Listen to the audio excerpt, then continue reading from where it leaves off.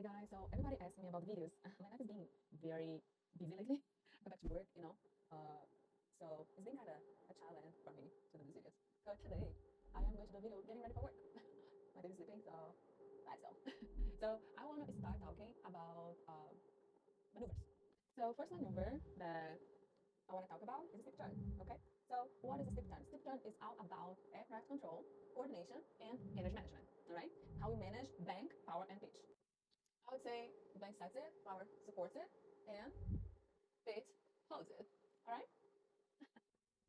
All right, first of all, I clear the area. Second, safe altitude no lower than 1,500 feet.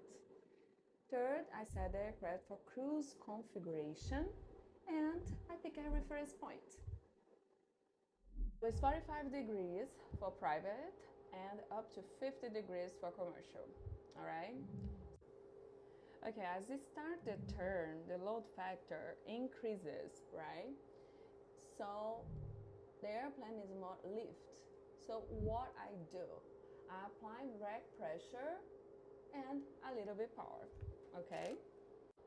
Also, the G loading is higher, so the stall speed increases. So smooth beat is critical right here.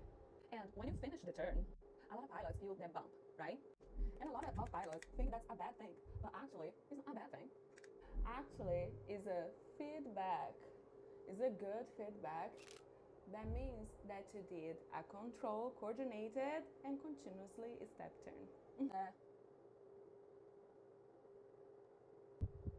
Yeah, so that means that you catch your own wake. Perfect.